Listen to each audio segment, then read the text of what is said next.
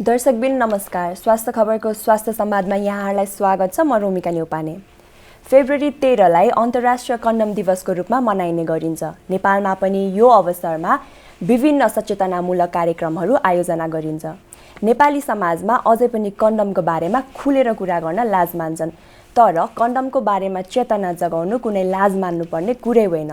वास्तवमा यसको छलफललाई हामीले सामान्य बनाउनुपर्छ, किनकि यसले अनपेक्षित गर्भधारणलाई मात्र नरोकी यौनजन्य संक्रमणहरूलाई पनि बचाउनलाई मद्दत पुर्याउँछ।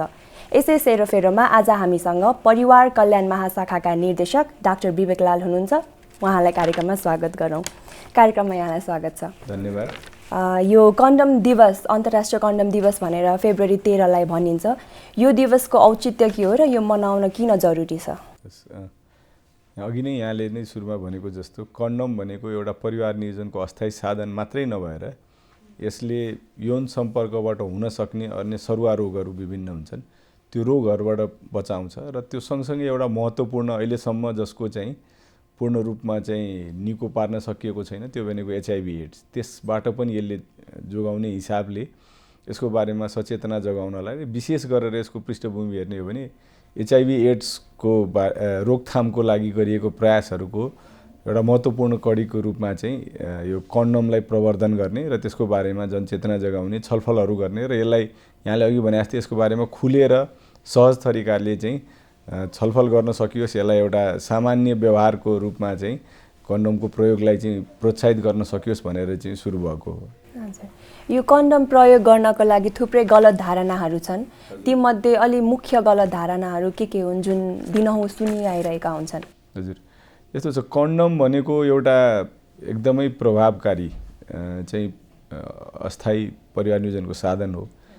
कतिजनाले चाहिँ के भन्नुहुन्छ भने यसले चाहिँ यौन सन्तुष्टिमा चाहिँ कमी गराउँछ भनेर कतिले भन्नुहुन्छ। कतिले यो प्रयोग गर्दाखेरि कसैलाई चाहिँ अप्ठ्यारो हुने, असहज हुने भनेर हुन्छ। कसैलाई चाहिँ यो एउटा चाहिँ यो सामाजिक रूपमा यो चाहिँ प्रयोग गर्दा यो सहज रूपमा गएर औषधि पसलमा अथवा कहीँबाट लिँदा अलिकति लाज लाग्ने, अप्ठ्यारो हुने, यी सब कारणले नै मुख्य हो। तर यसलाई सही तरिकाले प्रयोग गरियो भने यसले चाहिँ यौन सन्तुष्टिमा पनि कुनै प्रभाव पार्दैन, यसले कुनै नराम्रो असरहरू पनि गर्दैन र यो सहज तरिकाले नै उपलब्ध छ। र अर्को कुरा यो त कस्तो छ भने नेपालको हाम्रो सुरक्षित मातृत्व तथा प्रजनन अधिकार ऐन लगायतको ऐनहरूले पनि जुन नेपाल सरकारले आधारभूत सेवाहरू जोडेको छ त्यसमध्ये प्रजनन सेवाहरूको अन्तर्गत निःशुल्क रूपमा उपलब्ध हुने आधारभूत परिवार नियोजनको सेवाभित्र पनि पर्दछ। त्यो हिसाबले यो सहजै र सरल तरिकाले सबैलाई उपलब्ध हुने र एउटा प्रभावकारी परिवार नियोजनको साधन हो। र मैले अघि पनि भने यसले अनिच्छित गर्भधारणबाट मात्रै रोक्दैन, यसले सँगसँगै HIV एड्सबाट पनि जोगाउँछ र अर्को चाहिँ अन्य यौनजन्य सङ्क्रमणहरूबाट पनि यसले जोगिनमा चाहिँ मद्दत गर्दछ। हजुर, यो अनपेक्षित गर्भधारण मात्र नभइकन यो यौनजन्य सङ्क्रमणहरूबाट बचाउनको लागि चाहिँ कन्डम कतिको प्रभावकारी हुन्छ? यो धेरै नै प्रभावकारी हुन्छ, किनभने र अर्को महत्त्वपूर्ण कुरा चाहिँ कतिले कन्डम भनेको त सामान्य कुरा हो, यसमा त के भनिराख्नुपर्छ भन्ने, तर अन्य परिवार नियोजनको साधन जस्तै यसको सही प्रयोगको पनि चाहिँ एकदम महत्त्वपूर्ण कुरा हुन आउँछ। त्यही भएर हामीले स्वास्थ्य सेवा प्रदायकले अथवा अन्यले अथवा यो जब हामी दिन्छौँ यो सेवाग्राहीलाई कन्डम दिँदाखेरि सही प्रयोग गर्ने तरिकाको बारेमा पनि कुरा गर्नुपर्छ र के कुराहरूमा सावधानी अपनाउनुपर्छ भन्ने कुराहरूमा पनि अलिकति हामीले फोकस गर्नुपर्ने हुन्छ। हजुर, हामी यो नेपाली समाजमा बस्छौँ। यो नेपाली समाजमा चाहिँ अझै पनि यो कन्डम प्रयोग गर्नका लागि निरुत्साहित गर्न सक्ने सांस्कृतिक तथा सामाजिक अवरोधहरू छन्। यी अवरोधहरूलाई कसरी पार गर्न सकिन्छ? यसको मलाई लाग्छ सबैभन्दा महत्त्वपूर्ण पाटो भनेको खुलेर एउटा स्वस्थ तरिकाले चाहिँ यौनका कुराहरूलाई विस्तृत रूपमा कुरा गर्नुपर्छ, किनभने यो मानिसको एउटा आधारभूत आवश्यकता भित्र हो। यसलाई कुनै हिसाबले नकारात्मक दृष्टिकोणले हेर्दा चाहिँ यसले यसको बारेमा झन् गलत कुराहरू फैलाउँछ, भ्रमहरू फैलाउँछ र झन् असुरक्षित यौन सम्पर्कलाई बढावा दिन्छ, जसबाट अनिच्छित गर्भधारण हुने मात्रै होइन, सँगसँगै अन्य HIV लगायतको सङ्क्रमण र अन्य यौन रोगहरूको सङ्क्रमण पनि बढाउने हुन्छ। त्यो भएर यसलाई एउटा सहज तरिकाले चाहिँ यसको बारेमा छलफल गऱ्यौँ। समग्रमा चाहिँ यौनको बारेमा कुराकानी गर्दाखेरि कन्डमको पनि यसमा चाहिँ हामीले कुरालाई राखेर छलफल गर्न सक्यौँ भने मलाई लाग्छ त्यसले अलिकति यसको प्रभावकारिता बढाउँछ, यसको सहज रूपमा प्रयोग गर्ने वातावरण बन्छ होला। हजुर, यो कन्डम चाहिँ विभिन्न उमेर समूह र विभिन्न समुदायका बीच यो कन्डमको शिक्षा र सचेतना कतिको जरुरी छ? यो अत्यन्तै जरुरी छ। जुन अहिले हाम्रो विद्यालय केन्द्रित पनि मलाई लाग्छ बृहत यौनिकता शिक्षा भनेर पनि कार्यक्रम चलेको छ। त्यो बाहेक यो सबैले आवश्यक छ, किनभने हाम्रो अन्य चाहिँ जीवनको पाटोसँग जोडिएका कुराहरूको व्यवहारिक ज्ञान सँगसँगै यौनको बारेमा पनि तथ्यगत कुराहरू चाहिँ हामीले भन्ने अवसर र बुझ्ने अवसर दिनुपर्छ। किनभने यदि हामीले खुलस्त रूपमा सही कुरा भन्ने, त्यसमा आएका जिज्ञासाहरू, त्यसमा भएका भ्रमहरू हटाउने प्रयास गरेनौँ भने गलत कुराहरू र यसको बारेमा जुन भ्रमहरू छ त्यो कायम नै रहिरहन्छ र जुन त्यसले गर्दा हुने अन्य परिणामहरू चाहिँ बरु पछि हामीलाई नियन्त्रण गर्न चाहिँ चुनौती हुन्छ। हजुर, अब हामी यो तथ्याङ्कतिर जाने हो भने हाम्रो यो स्वास्थ्य मन्त्रालय एनडिएचएसकै तथ्याङ्क हेर्ने हो भने पनि यो कन्डम प्रयोग गर्ने चाहिँ कन्डम प्रयोग नगर्ने निरन्तरता दिनेहरू चाहिँ 60% देखिएको छ, जुन उच्च छ। त्यसै गरी हाम्रो पुरानो विधिहरू पनि बढ्दै गएको देखिन्छ, जुन 15% छ। र हामीले समग्रमा यो परिवार नियोजनको सबै हेर्ने हो भने चाहिँ कन्डम मात्र 5%ले मात्र प्रयोग गरेको देखिन्छ।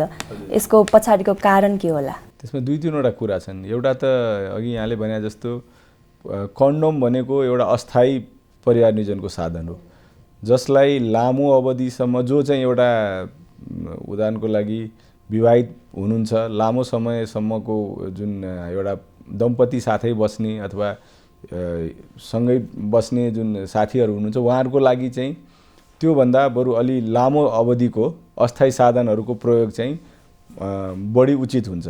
किनभने कन्डोम भनेको एकपटक प्रयोग गर्ने हो, प्रत्येक पटकको यौन सम्पर्कमा प्रयोग गरेर राख्नुपर्ने, फाल्नुपर्ने हुन्छ, फेरि नयाँ प्रयोग गर्नुपर्ने हुन्छ। त्यो हिसाबले झन्झटको हिसाबले पनि एउटा हुनसक्छ।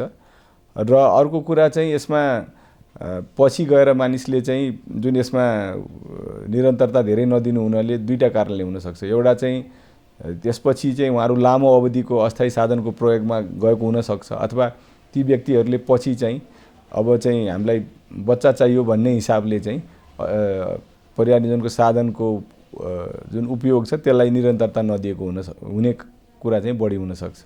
हजुर, हामीले यो कन्डम चाहिँ नेपाल सरकारले निःशुल्क नै वितरण गरिएको पनि देखिन्छ। यो कन्डम जुन नेपाल सरकारले वितरण गरेको कन्डमको गुणस्तरमा बेला बखत प्रयोगकर्ताहरूको गुनासो सुनिरहेको देखिन्छ। यसमा तपाईँको भनाइ के छ?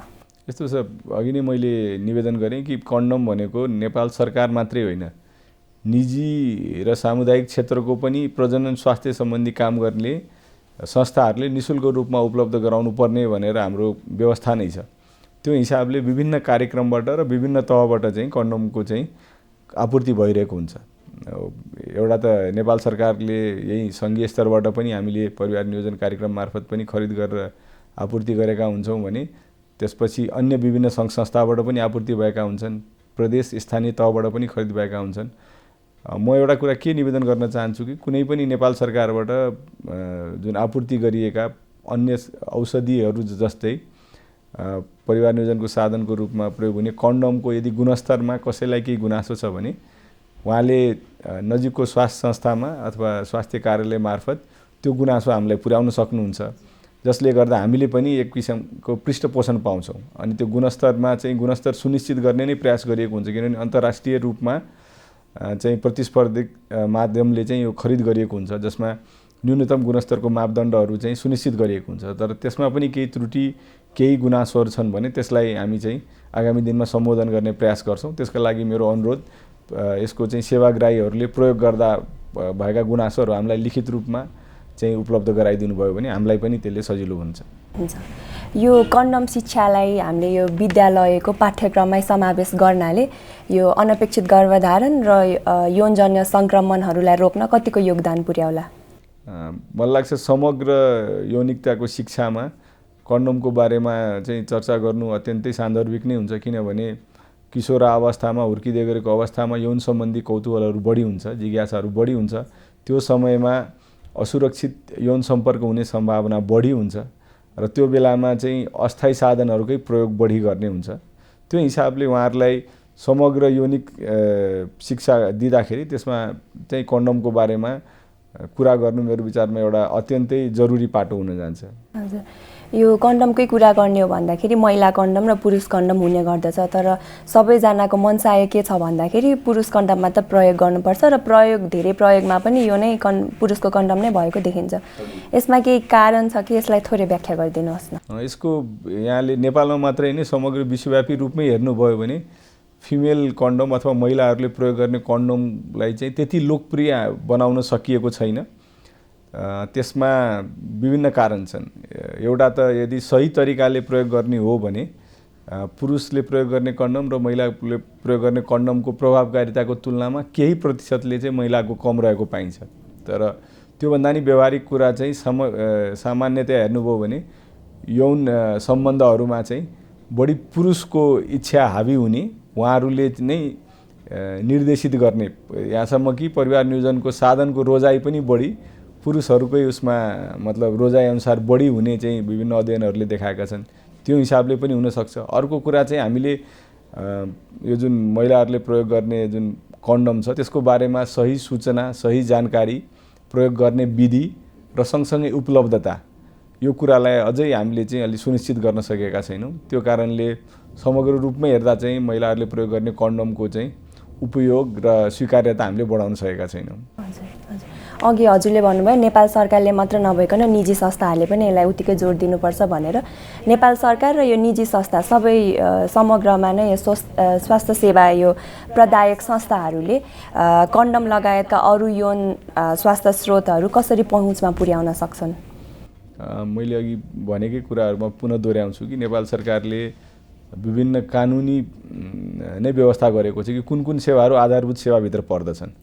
त्यो आधारभूत सेवाहरूभित्र परिवार नियोजनका सेवाहरू पनि छन् र त्यसमै निर्देशित भएको हिसाबले यो चाहिँ 3 तहकै सरकारको चाहिँ आफ्नो दायित्वभित्र पर्न आउँछ कि आफ्नो त्यहाँको जुन बासिन्दा हुनुहुन्छ, सेवाग्राही हुन्छ, उहाँहरूलाई हामीले यो चाहिँ सेवा उपलब्ध गराउनु पर्ने हुन्छ। त्यो हिसाबले मलाई लाग्छ अब जब हामी साधन स्रोत विनियोजन गर्छौँ, योजना बनाउँछौँ, बजेट बनाउँछौँ, त्यो बेलामा हाम्रो आधारभूत स्वास्थ्यको दायित्वहरूलाई सुनिश्चित गर्ने क्रममा यो कन्डमको पनि उपलब्धता सुनिश्चित गर्ने गरी बजेट विनियोजन हुनुपर्छ। त्यसको बारेमा सही सूचना पनि उपलब्ध गराउनु पर्ने हुन्छ। कति बेला चाहिँ के देखिन्छ भने कन्डम उपलब्ध त छ तर सेवाग्राहीले चाहिँ त्यो माग्न अप्ठ्यारो मान्ने, उपलब्ध छ भन्ने जानकारी नहुने, छ भने पनि सही प्रयोगको बारेमा सूचना उपलब्ध नहुने, हामीले त्यो सबैलाई चाहिँ सुनिश्चित गर्नुपर्छ। हजुर, यो अहिले कन्डमको बारेमा कति धेरै जनचेतना जगाइन्छ, गाउँ गाउँमा पनि पुगिएको छ, कसरी प्रयोग गर्नेसम्म पनि देखाइएको छ।